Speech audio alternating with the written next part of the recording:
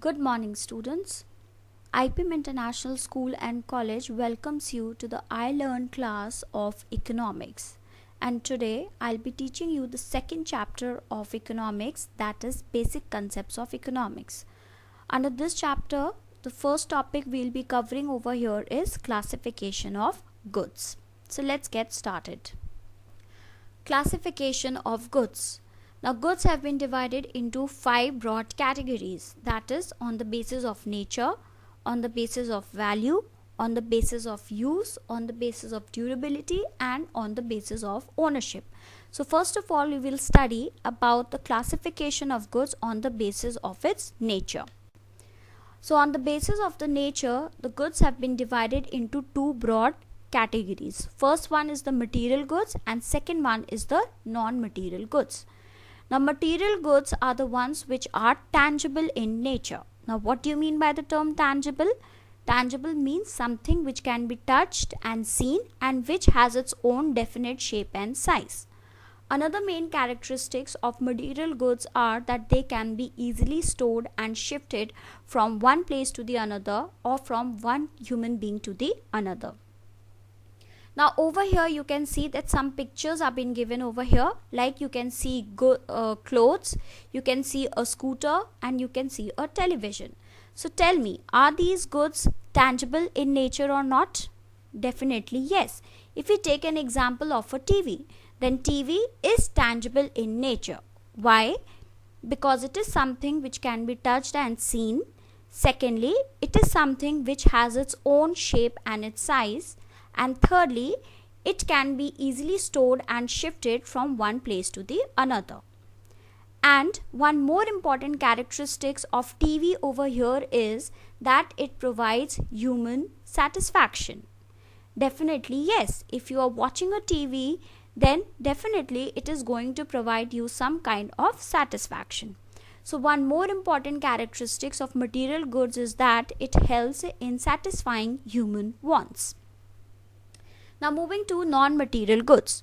Now what are non-material goods? They are something which are intangible in nature.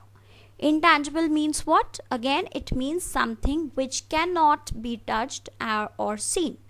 The another name of non-material goods is services.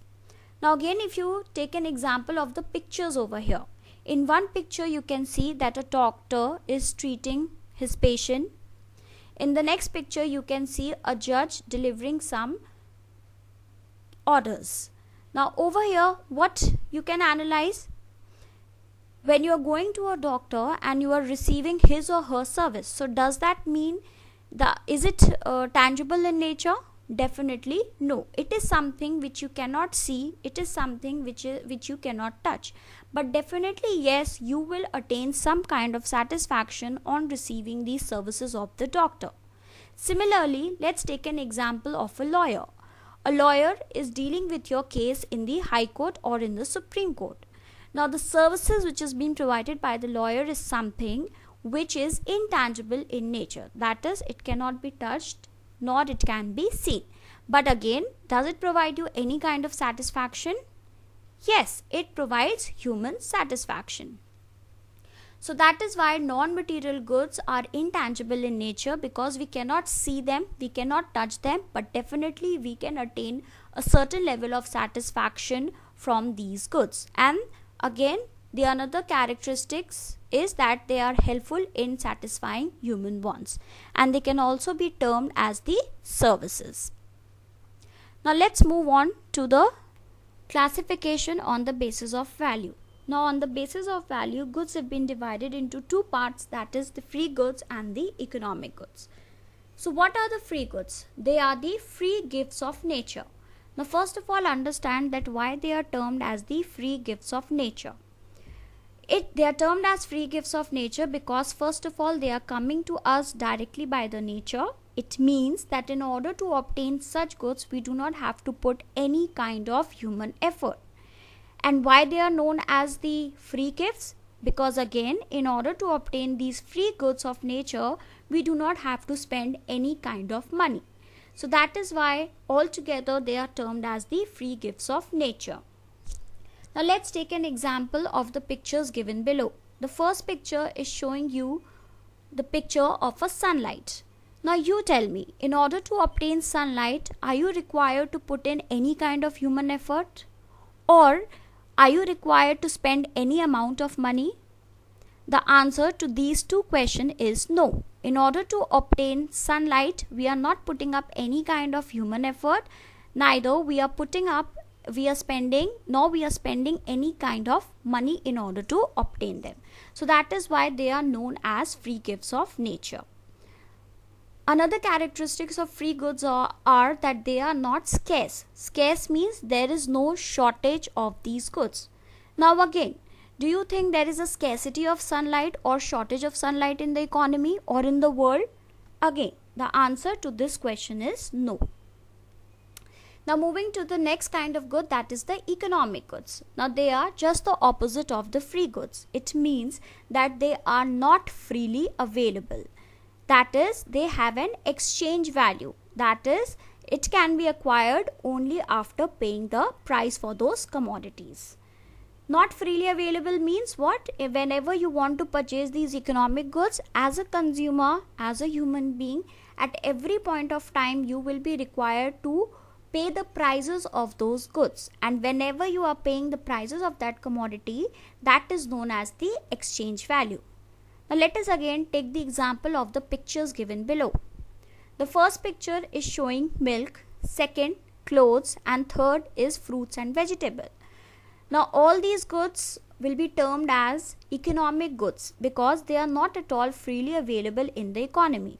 In order to obtain them, we have to pay its exchange value. Until and unless we haven't paid the exchange value, we will not be able to obtain them. Now moving to the next classification, that is on the basis of use. Now on the basis of use, the goods are again being divided into two categories, that is consumer goods and the producer goods. Now what are consumer goods? Now consumer goods are the ones which are directly consumed by the final consumer in order to satisfy their wants. Means when you are going to a market and you are purchasing some fruits and vegetables and milk or any other commodity against the exchange value, then you are consuming them and you are obtaining a certain level of satisfaction. Remember, we are consuming them directly and thereby we are able to get a direct level of satisfaction on the consumption of such goods. So that is why they are termed as the consumer goods.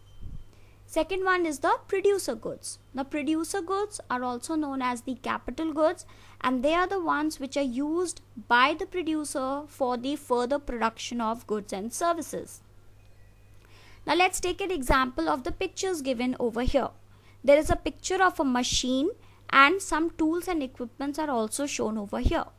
Now you tell me, what is the use of this machinery or these tools and equipments? The objective of these tools and equipments is to help in the further production of the goods. So that is the meaning of the producer goods, which are also known as the capital goods. Now again, let's move to the next classification, that is on the basis of durability. Now on the basis of durability, the first kind of good is the perishable goods. Perishable goods are those goods which are supposed to be used or consumed within a very short period of time, because if you are going to keep them for a long period of time, if you are going to store them, then they are going to be damaged and they are going to destroy.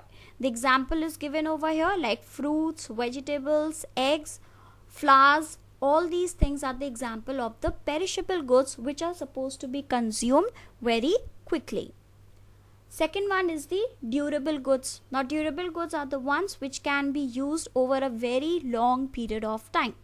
For example, the refrigerators, television, sofa set, cars, various kinds of vehicles we own, all these things are the example of the durable goods which can be used by the consumer over a long time span.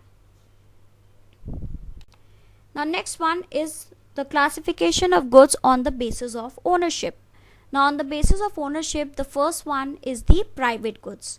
Now what are private goods? Private goods are the ones which are owned and consumed by the consumer individually. Means it is the personal property of a human being. For example, the car which is being owned by you or by your father. Do you think that car is supposed to be used by each and every person living in your locality? Definitely no. And that is why it is known as what? It is known as the private goods. Why? Because it belongs to your father and only your father will have the right to use that car. So that is why they are known as the private goods, because they are consumed individually by a consumer.